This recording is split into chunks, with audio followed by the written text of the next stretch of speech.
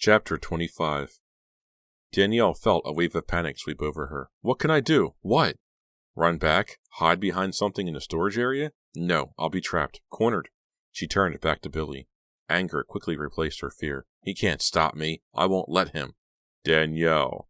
No! With a roar, Danielle charged at Billy. He stretched his hands out, ready to grab her. She crashed into him at full speed. He grabbed her arm. The fingers tightened, dug in. No! Danielle swung her fist at him, slamming it into the side of his head. Billy gasped. His fingers loosened. With a wild cry, Danielle wrenched her arm free, shoved him away, and raced for the stairs. Halfway down, one of her sandals caught on a metal rung of the staircase. Danielle screamed and fought to keep her balance. The scream echoed in the vast warehouse. Danielle, she heard Caroline cry. Look out, you're going to fall. Danielle kicked off the loose sandal, stepped out of the other one. Behind her, heavy footsteps rang out. Billy came racing after her. Danielle dived down the stairs. Get out, she urged herself. Run away, as far away as you can. She jumped over the last 3 steps, staggered, and caught her balance. Then she lowered her head and plunged toward the door. She caught a glimpse of Kit's alarmed face and Shauna's. She heard Caroline and Mary Beth call her name. She didn't stop. Hands out in front of her. Hands out in front of her. Danielle slammed into the bar on the door and burst outside.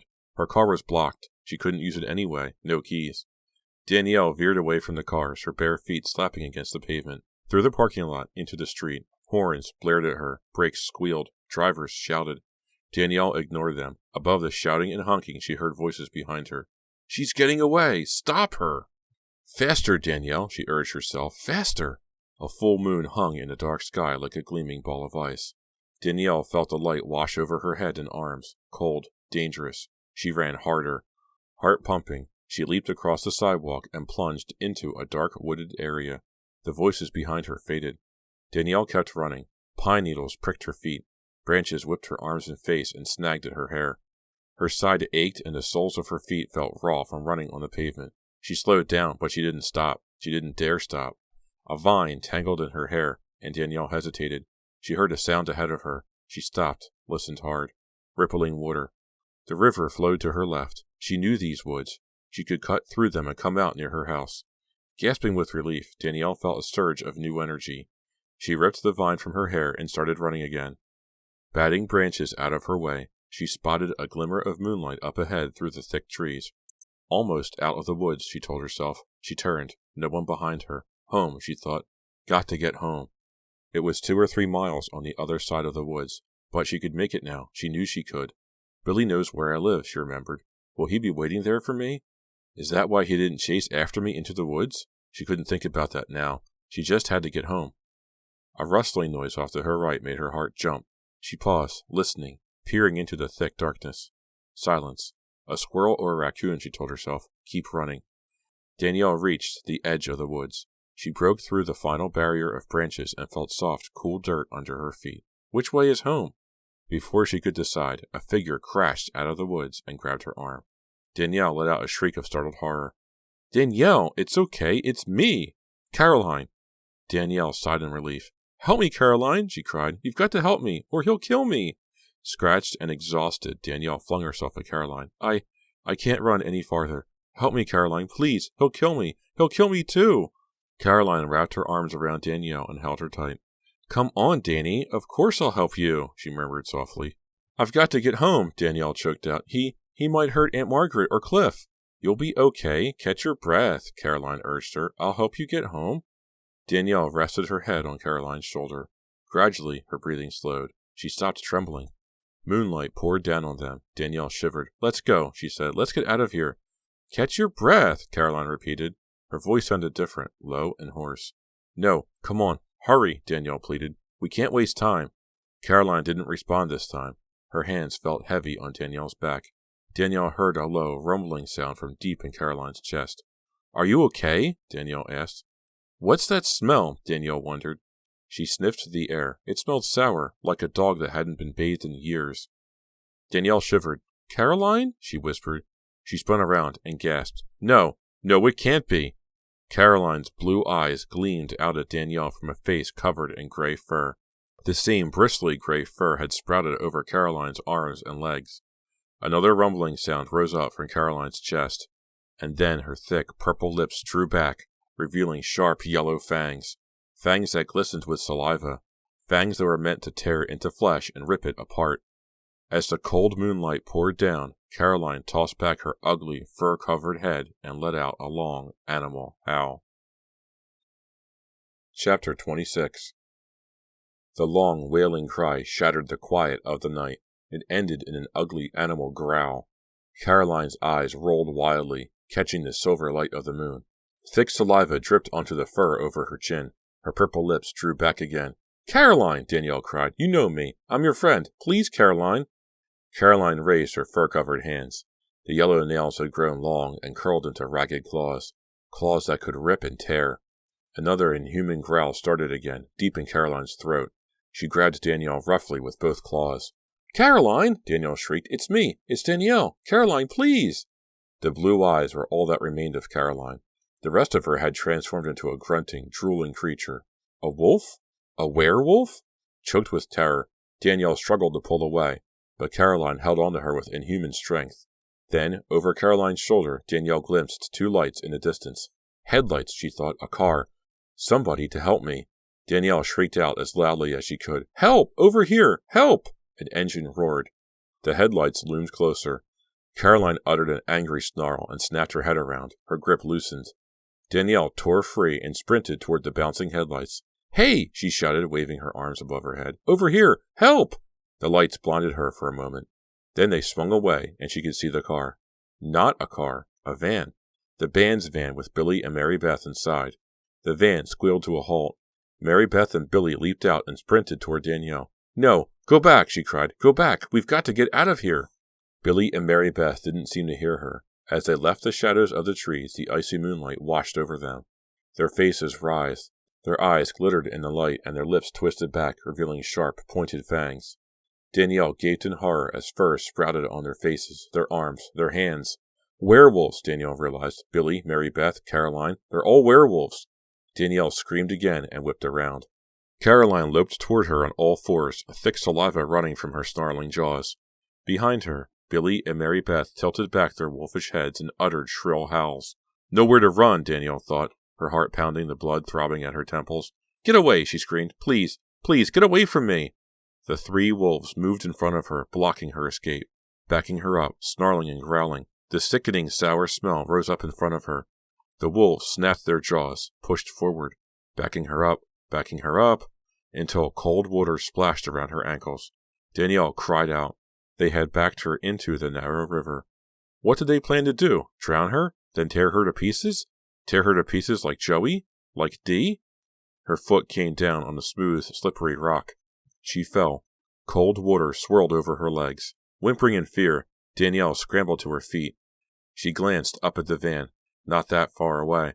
Could she get to it before the three wolves attacked her? Could she beat them to it? She had to. Sucking in a deep breath, Danielle plunged out of the water. Stumbling and slipping, she cut across the wet dirt. Behind her, the snarling stopped. She glanced back. They weren't chasing her. Had they given up? She struggled to see, but a heavy curtain of darkness had fallen over the woods. A large cloud covered the moon. "Danny?" she heard Caroline call. "It's okay now. You don't have to run from us." Caroline's voice had returned to normal. "She's right, Danielle," Mary Beth shouted. "You're safe now," Billy added. "We won't hurt you." Danielle hesitated. She wanted to trust them, but she knew she couldn't. The moonlight had transformed them into wolves. The bad moonlight. It had vanished behind the cloud, and they had returned to their human bodies. But the minute the cloud passed, Danielle knew they'd turn into wolves once again and tear her apart. "No!" she screamed. And then a voice rang out from behind her. "Danielle." She recognized the voice. Relief washed over her. "Kit! Kit!" she cried. She plunged through the dirt toward his voice. "Help me!" "Hurry, Danielle," Kit shouted, holding out his hand. "I have my car. Hurry." "The van is closer," she cried breathlessly. "I don't have the key. Come on, Danielle. Hurry." Danielle tried to run, but her legs suddenly gave way. Her muscles cramped. She couldn't move. "Help me, Kit!" "Danielle, don't go to him," she heard Billy shout. "He won't save you. Kit is one of us." Danielle froze, unable to move, unable to breathe. "Nice try, Billy." Kit's voice sounded tight with anger. "Don't listen, Danielle. He's lying. Billy is lying to you." Kit won't save you, Billy repeated desperately. Come to us, Danielle. In her panic, Danielle turned from Billy to the others, then back to Billy. Billy's the band leader, and he's their leader, Danielle, Kit cried. Come to me, and I'll get you out of here. Kit inched toward her, still holding his hand out. Come on, Danielle, he urged. Billy advanced on her. Caroline and Mary Beth moved beside him, urging her to come to them. What should I do? Danielle asked herself. Who can I trust? Who? Chapter 27. Trust me, Danielle, Kit whispered. Trust him? Billy barked out a sarcastic laugh. We're your friends, Danielle. Come to us, please. Breathing hard, Danielle glanced from one to the other. Billy and Kit glared at each other furiously. Choose, Danielle ordered herself. You have to choose. She glanced at Caroline and Mary Beth. They nervously watched the sky. They're waiting for the cloud to pass by, Danielle thought. Waiting for the moonlight to return and transform them into wolves again, so they can tear me to pieces. Kit! She cried. She spun away from them and raced toward Kit. He grabbed her hand. Let's get out of here. The cloud is rolling away. She and Kit lurched toward the woods. Danielle felt a surge of hope. We're going to make it! As they ran, the trees appeared to light up. It's the moonlight, Danielle realized. The moonlight is back. I can feel its cold light on my shoulders. Don't look back, Kit ordered. Danielle heard a long animal howl close behind her. She stumbled again, almost pulling Kit down. He grabbed her around the waist and lifted her to her feet. Ah! The wolf roar startled Danielle. She turned away in time to see Billy leap onto Kit's back. Roaring and snapping his powerful jaws, Billy drove Kit to the ground. Run, Danielle, Kit gasped hoarsely. Get away while you can. Billy grunted and snarled as he and Kit rolled over and over in the dirt. Kit fought hard, but he was no match for the powerful wolf. Danielle's gaze snapped back to Mary Beth and Caroline. They crept closer to her on all fours. I've got to save Kit, Danielle thought frantically. But I can't fight all three of them. I have to get help. Have to get to the van. Kit and Billy groaned and grunted, wrestling in the dirt. The other two wolves advanced on Danielle. She bent low, scooped up a handful of wet mud. The two wolves growled, thick saliva dripping from their open mouths. Danielle sprang up, heaved the mud at their eyes, and took off for the van. The van was angled sideways toward the woods. The driver's door had been left open. A glint of metal caught her eye. The key! The key dangled in the ignition. With a cry, Danielle dived into the driver's seat, pulled the door shut, and slammed down the lock. Snarling angrily, Caroline and Mary Beth flung themselves against the side of the van, rocking it violently. Danielle grabbed the key, turned it. The engine groaned, started to catch, and died. Chapter 28. The headlights beamed toward the trees. Was the battery dead? Trembling in fear, Danielle clicked the lights off and grabbed hold of the key again. Mary Beth and Caroline hurled themselves at the van again, rocking it under their weight. Danielle's hand, slick with sweat, slipped off the key. Mary Beth's wild-eyed wolf face pressed hard against the driver's window. Her claws scrabbled at the glass. Danielle turned the key. The engine groaned. She stopped, pumped the gas, and turned the key again. At last, the engine roared to life.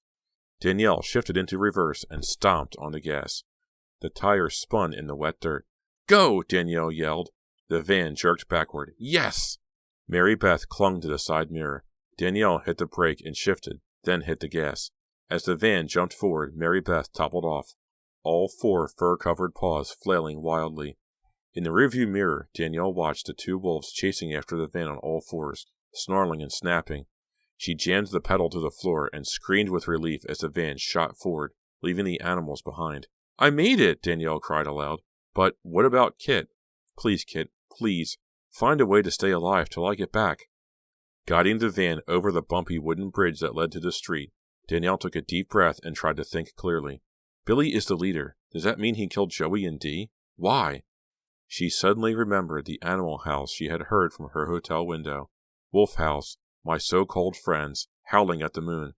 Danielle remembered her own fingernails lengthening and curling into claws. She remembered lapping up Cliff's blood, her furious desire to kill Dee. Were they trying to turn me into a werewolf too? She asked herself with a shudder.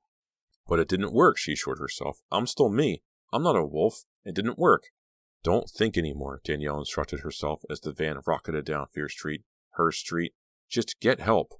Danielle glanced nervously into the rearview mirror. Nothing but darkness, no one following. Her breath caught in her throat. Would she be too late?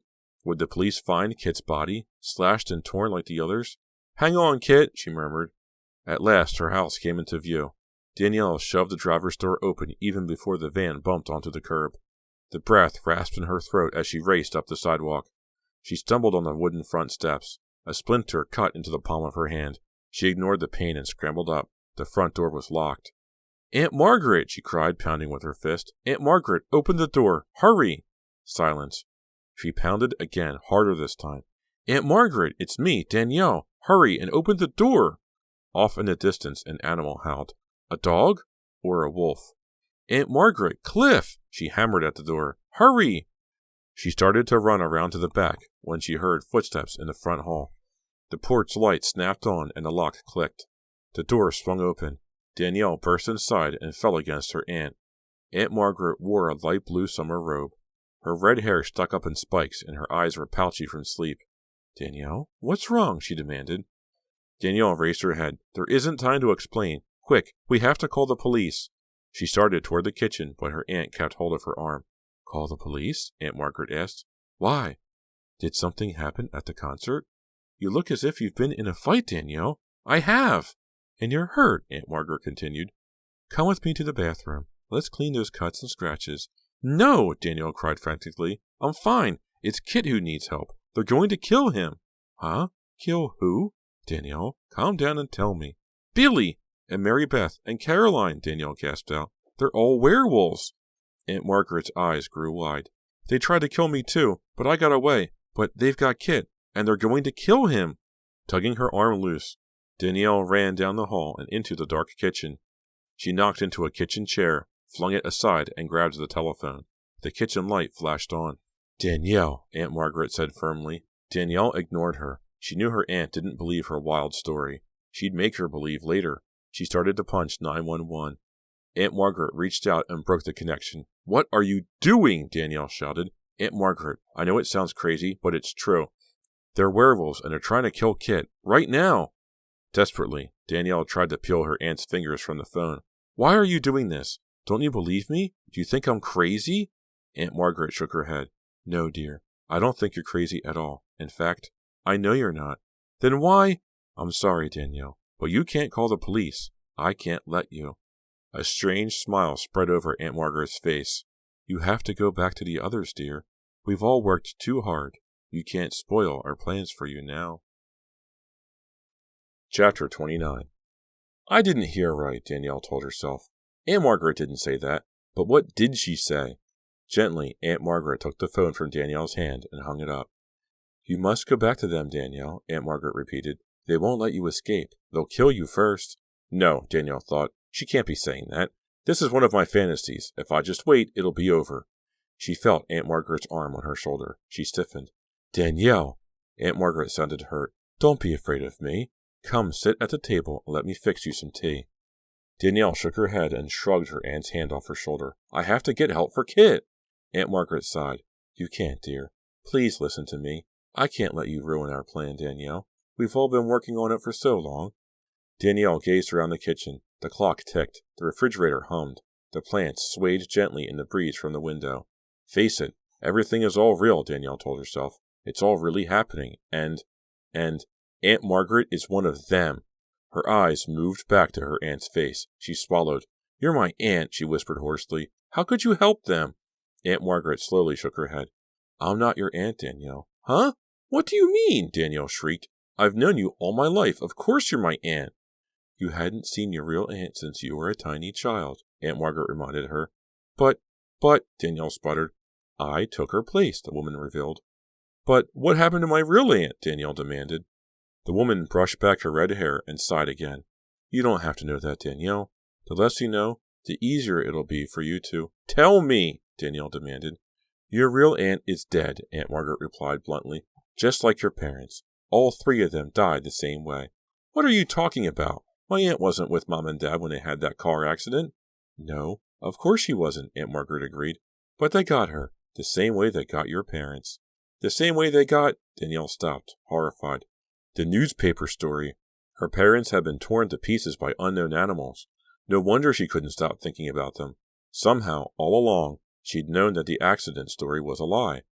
And the same animals that killed her parents killed her aunt. Werewolves. The werewolves had killed them. Aunt Margaret continued her explanation. It was all part of the plan, she told Danielle. They had to get your relatives out of the way, so I could care for you, so I could get you ready. Ready for what? Ready for your husband. Aunt Margaret leaned close to Danielle. Her steely blue eyes gleamed with excitement. You've fought it hard, but you can't win, she whispered. You'll never win. And you're almost ready. Almost ready to become his bride. Whose bride? Danielle cried. What are you talking about? A werewolf's bride. Aunt Margaret smiled triumphantly. Our master. He needs a wife, Danielle, and he chose you. Billy, Danielle thought as a chill of horror swept down her body. They expect me to marry that creature? Danielle crept backward, but Aunt Margaret shot out a hand and grabbed her tightly around the arm. She was a small woman, but her grip was powerful. Let go of me, Danielle demanded. I won't be part of your sick plan. Let go of me. It's too late, Aunt Margaret whispered. Years too late. Danielle glanced around the room. How can I get out of here? How can I escape from her? Don't try anything, Aunt Margaret warned. It's useless, Danielle. I won't let you go. I won't let you spoil everything. Danielle jerked her arm violently. Stop it, Aunt Margaret insisted sharply. You're just making it harder on yourself. Hey, what's going on? A shrill voice demanded. Cliff, Danielle cried. Her little brother stood in the kitchen doorway in his Power Rangers pajamas, blinking at them sleepily. What's happening? Cliff asked with a huge yawn. I heard all this shouting and stuff. It's nothing, Cliff, Aunt Margaret told him quickly. Go back to bed. Cliff eyed them suspiciously. You guys having a fight or something? No, Aunt Margaret snapped. Now, go back to bed. Cliff frowned. Okay, all I asked was... Listen to me, Cliff, Danielle interrupted quickly. Run upstairs and call the police. Call 911. The police? Cliff's eyes widened. Hey, were we robbed or something? Aunt Margaret laughed harshly. Your sister is trying to trick you, Cliff. You know how she likes to tease. No, Danielle shouted. This isn't a joke, Cliff. Please, get the police. Cliff hesitated. His gaze moved back and forth between his aunt and his sister. Cliff, do as I say and get back to bed, Aunt Margaret ordered. She moved toward him, and her grip on Danielle's arm loosened. With a cry, Danielle pulled free and shoved the woman away. The woman staggered, crashed into Cliff, and the two of them fell to the floor. Ignoring their cries, Danielle dived to the back door, twisted the lock, and yanked it open. Billy stood outside. His eyes burned angrily into hers. Where do you think you're going? He asked.